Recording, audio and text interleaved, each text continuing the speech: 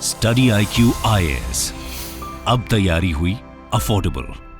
Hello दोस्तों, नमस्कार। स्वागत है आप सभी का स्टडी आईक्यू में। मैं हूं आपका दोस्त एजुकेटर दीपांशु सिंह। तो एक लीक्ड सीक्रेट रिपोर्ट, एक टॉप सीक्रेट रिपोर्ट अलग अलग सोर्सेस से बाहर निकल के आई है, जो ये बता रही है कि अमेरिका और यूरोप और साथ साथ ऐसे भी बहुत सारे देश हैं जिनके बारे में आप एक्सपेक्ट भी नहीं कर सकते हैं, वो लोग इंडिया के नेबरहुड में वेपन्स को पुश करके एक वॉर टाइप सिचुएशन बना रहे हैं। सीक्रेटली वो एक वॉर वेज कर रहे हैं इंडिया के नेबरहुड में, ताकि इंस्टेबिलिटी बनती बनी रहे और साथ साथ इनका जो वेपन्स है वो बिकता रहे। देखिए, अल्टीमेटली जो डिफेंस लॉबी है, डिफेंस इंडस्ट्री है, किसी भी कंट्री में वो बहुत बड़ा रोल प्ले करती है in policy modifications and formulations. तो ऐसा ही कुछ इस सीक्रेट रिपोर्ट में निकल के आया है। तो इसके बारे में आज हम बात करने वाले हैं आज के इस वीडियो में। तो बहुत ही इंटरेस्टिंग जो है रिपोर्ट है और बहुत सारे इसमें शॉकिंग रेवलेशंस आपको देखने को मिलेंगे। तो जो रिपोर्ट आई है वो ये बताती है कि companies in US, Europe and Asia, in fact China के भी बहुत सारी कंपनीज इसमें इन्वॉल्व हैं, जो कि म्यांमार, हमारे म्यांमार जो हमारा नेबरिंग देश है ईस्ट में, उसकी मिलिट्री को हेल्प कर रही है मैन्युफैक्चर करने के लिए वेपन्स, जो कि वो ह्यूमन राइट्स अब्यूजर्स के लिए यूज कर रहे हैं। ऐसा 3 अलग अलग इंडिपेंडेंट रिपोर्ट्स को कंपाइल किया गया और साथ साथ जो सीक्रेट रिपोर्ट्स और डॉक्यूमेंट्स लीक हुए हैं फ्रॉम अमेरिका एंड CIA, उससे इसको कंपाइल किया गया है।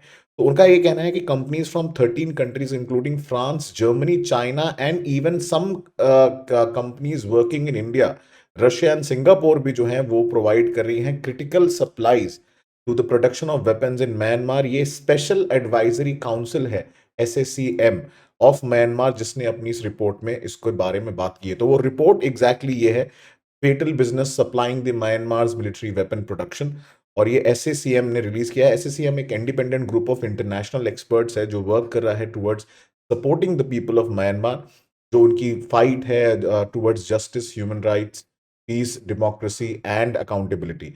तो उसमें अगर आप देखेंगे जो made in Myanmar mapping the military's in country weapon production, तो इनके पास उतनी ज्यादा कैपेबिलिटी नहीं है, बट बहुत सारी अब जो है वेपन्स मैन्युफैक्चरिंग फैक्ट्री सेटअप कर ली गई है म्यांमार में, जिसका इनपुट इन अलग अलग कंट्रीज से आ रहा है। अगर हम बात करें सिप्री की, जो रिपोर्ट में मेंशन्ड है, Stockholm International Peace and Research Institute जो है, उसका ये कहना है कि म्यांमार का जो टोटल डिफेंस स्पेंडिंग बजट है वो around 3.3% of the countries GDP है 2021 के हिसाब से। क्योंकि अगर आप देखें तो ये बहुत ही इंडिकेटिव फिगर है और इनका इनफैक्ट इनकी स्पेंडिंग थोड़ी और भी ज्यादा होगी, क्योंकि वो पूरी तरीके से रिवील नहीं होती है। दोस्तों, आप ये शायद जानते होंगे कि म्यांमार में जो डेमोक्रेसी थी उसको हटा दिया गया था प्रेसिडेंट, और जो मिलिट्री है उसने प्रेसिडेंट के खिलाफ और प्राइम मिनिस्टर के खिलाफ कू कर दिया था। इस समय वहां पे मिलिट्री का कंप्लीट टेक ओवर है और ह्यूमन राइट्स वायलेशन वहां पे बहुत ज्यादा हो रहे हैं। जो भी उनके खिलाफ आवाज उठाने की कोशिश करता है वो उसको या तो एग्जीक्यूट कर देते हैं या उसको बंद कर देते हैं। तो जो रिपोर्ट है वो ये कह रही है कि जो फर्म्स इन यूरोप हैं डायरेक्टली हेल्प कर रहे हैं, और प्रोमिनेंट एक्सपर्ट्स और ह्यूमन राइट्स ग्रुप ने रिक्वेस्ट किया है UN और बाकी सारी इंटरनेशनल बॉडीज को यहाँ पे जो है इंटरवीन करने के लिए। इनफैक्ट जो म्यांमार की मिलिट्री है उसने एक ब्लडी क्रैकडाउन लॉन्च किया था against the opposition after seizing power in a coup in February 2021, और उसके बाद से ये लार्जली सेल्फ सफिशिएंट हो चुके हैं in manufacturing a range of weapons. तो ये जो सारे वेपन्स हैं ये लोग कहाँ पे बना रहे हैं? ये बना रहे हैं इन फैक्ट्रीज नोन्ड एज कापासा, और ये वहाँ की जो फैक्ट्रीज हैं, it is run directly by Myanmar's military, जो कि डायरेक्टरेट ऑफ डिफेंस इंडस्ट्रीज के अंदर आता है। और इसमें गन्स, एम्यूनिशन, लैंड माइंस, ये सारी चीजें जो हैं बनाई जा रही हैं और इनफैक्ट अलग अलग रेबल ग्रुप्स को दी जा रही है, दिखाने के लिए कि ये लोग आपस में लड़ रहे हैं अल्टीमेटली। लेकिन मेन जो है पुश है वो म्यांमार की मिलिट्री का है, और वो डायरेक्टली इंटरवीन नहीं करती है। कुछ जगह डायरेक्टली करती है, कुछ जगह ये रेबल ग्रुप्स के द्वारा, ये लोग एक्सट्रीमिस्ट, इन्होंने मिलिशियास बना रखे हैं जिनको ये वेपन सप्लाई करते हैं। जो भी इनके खिलाफ आवाज उठाएगा उसको एग्जीक्यूट करने के लिए या उसको बंद कर देने के लिए जेल में। तो ये कापासा फैक्ट्रीज की कुछ लोकेशन है, अलग अलग जगह आप देख सकते हैं म्यांमार में फैली हुई है। मैंडली रीजन, बागो रीजन, रखाइन स्टेट, और उसकी कुछ सैटेलाइट आप देखें इमेजेस भी हैं, हेलीपैड्स विजिबल है आपको यहाँ पे। कुछ कुछ जो फैक्ट्री हैं ये MA1, MA2, ये सारी स्मॉल आर्म्स भी मैन्युफैक्चर कर रही हैं।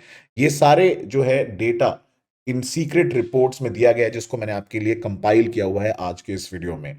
और सबसे इंटरेस्टिंग बात आप देखिए कि मल्टीपल सोर्सेज जो लीक हुए हैं इसमें मिनिस्ट्री ऑफ डिफेंस के द्वारा, तो इसमें पाया गया है कि इसमें ऑस्ट्रिया, जर्मनी, जापान, ताइवान और US जो है वो हेल्प कर रहे हैं इनकी वेपन फैक्ट्रीज में। जो इनपुट्स आ रहा है, रॉ मटेरियल आ रहा है, इसमें ऑटोमेटेड टूल्स हैं जिसमें टर्निंग, मिलिंग, ग्राइंडिंग जो है ये सारे भी इन्हीं कंट्रीज से आ रहे हैं। साथ साथ जो सॉफ्टवेयर है इन इन मशीन्स को चलाने के लिए वो जर्मनी, फ्रांस और इसराइल से आ रहा है, और सिंगापुर जो है वो हेल्प कर रहा है, कहीं ना कहीं इनकी फैक्ट्रीज जो हेल्प कर रही है। Strategic transit point for potentially जो सिग्निफिकेंट वॉल्यूम ऑफ आइटम आता है, रॉ मटेरियल आता है, वो इनके पोर्ट्स के थ्रू आता है। और ताइवान जो है वो सर्व कर रहा है is important military route for purchase of these high precision machines. तो आप देखिए इसमें इंडिया की भी एक फैक्ट्री का कुछ आया है कि इंडिया की कुछ फैक्ट्रीज भी हैं जो इसमें वेपन्स स्कोप भी बना रहे हैं जो आपके राइफल्स में लगते हैं। तो उसके बारे में हम लोग और डिटेल में बात करेंगे दोस्तों कि ह्यूमन राइट्स वायलेशन के बारे में जो है बाकी क्या सिचुएशन है, और अभी इलेक्शंस भी शायद होने वाले हैं म्यांमार में, तो उसमें क्या होगा। और उसके पहले आप मेरे साथ अगर जुड़ना चाहते हैं स्टडी आईक्यू के फाउंडेशन बैचेस में, बैच 2 जो है वो 20 जनवरी से चालू हो रहा है। 18,999 में आप डीप लाइव कोड यूज करेंगे तो आपको ये कोर्स मिल जाएगा। जैसे ही आप जाएंगे वहां पे आपको ये कोड अप्लाई करने पे डिस्काउंट मिल जाएगा। तो जो इसमें आप देखेंगे लाइव क्लास के साथ साथ 1-to-1 मेंटोरशिप मिलेगी, आंसर राइटिंग प्रोग्राम होगा। अगर आप अपनी प्रिपरेशन के बारे में सोच रहे हैं तो अफोर्डेबिलिटी एट क्वालिटी जो है वो आपको स्टडी आईक्यू पे ही मिलेगी। और अगर आप चाहें तो आप ईएमआई ऑप्शन भी ले सकते हैं, हार्डली 1,000 रुपये महीना पड़ेगा आपको ईएमआई ऑप्शन जो है इसका। और इसके साथ साथ आप मेरे साथ जुड़ सकते हैं मेरे Twitter, Instagram, LinkedIn and Telegram पे। आप डायरेक्टली इसको स्कैन करके मेरे टेलीग्राम पे जा सकते हैं जहाँ पे मैं बाकी relevant material and PDF and YouTube link share करता रहता हूँ।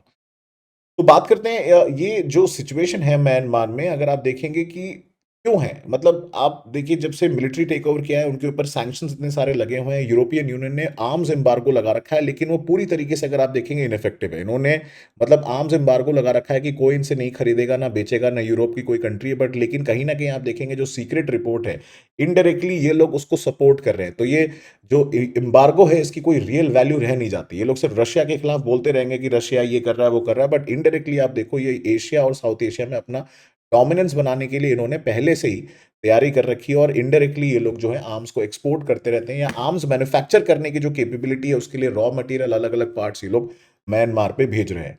अब बात करेंगे हम ह्यूमन राइट्स वायलेशन की म्यांमार में, तो आंग सान सूची, ठीक है, डेमोक्रेटिक लीडर थी वहां की, बट अभी उनको हाउस अरेस्ट कर रखा है। वैसे इनका भी काफी ज्यादा ऑपोजिशन हुआ था, क्योंकि आप जानते हैं जो रोहिंग्या विक्टिम्स हैं उनके बारे में इन्होंने कुछ बोला नहीं था। जो रखाइन स्टेट में रोहिंग्या मास एक्सोडस और आप देखेंगे जो किलिंग्स हो रही थी। और इस समय जो करंटली आप देखेंगे मिलिट्री लीडर हैं, इनके कंट्रोल में पूरी चीजें हैं, उनका बोला जाता है इनको। बट मल्टीपल यूएन रिपोर्ट्स और अलग अलग ह्यूमन राइट्स काउंसिल की रिपोर्ट ये बताती है कि म्यांमार में जो ह्यूमन राइट्स सिचुएशन है वो इस समय पैथेटिक है। और lives and future of Myanmar people जो है it Hanks in balance. Almost आप देखें मतलब 150 से ज्यादा बच्चे, 2.5 लाख से ज्यादा लोग डिस्प्लेस हो चुके हैं। मल्टीपल रिपोर्ट से बताती है जब से मिलिट्री ने टेक ओवर किया है, कोई भी उनके खिलाफ कुछ भी बोलने की कोशिश करता है वो उसको बिल्कुल डिक्टेटरशिप की तरह एग्जीक्यूट कर देते हैं। और ये आप देखिए जो रिपोर्ट है उसमें बहुत क्लियरली दिख रहा है कि ये जो एडवांस्ड वेपन है जो आर्मी को दिए जाते हैं, ये वेपन्स, ये MA3 MK1 मार्क 1 जो असॉल्ट राइफल्स हैं, G3 राइफल्स इन रेबल्स को दे रखी हैं। और ये दिन मैसेकर की फोटो है। और ये जो रोहिंग्यास को मारा गया है, मुसलमानों को मारा गया है, रोहिंग्या मुस्लिम्स को, वो दिन मैसेकर सितंबर 2017 में हुआ था। ये बुद्धिस्ट जो सो कॉल्ड विलेज एल्डर्स हैं उनके द्वारा एग्जीक्यूशन हुआ था, अगर आप देखेंगे। एंड इसमें क्लियरली दिख रहा है कि जो इनके पास वेपन्स है वो ऑटोमेटिक वेपन्स है। तो वो कहाँ से आए? वो यही इन्हीं फैक्ट्रीज से दिए गए हैं। तो रिपोर्ट ये बहुत डिटेल तरीके से बताता है कि मिलिट्री का यूज जो है वो locally made weapons against Myanmar people use किया जा रहा है, ताकि वो जो क्रैकडाउन हो सके ऑन पीसफुल प्रोटेस्ट जो कि कू के खिलाफ प्रोटेस्ट कर रहे हैं। And उन्होंने companies and warned that the companies involved in the provision or supply of these products to the DDI may be found complicit in these and other atrocities committed by countries' security forces. तो ये सारे देश की factories भी कहीं ना कहीं responsible हैं।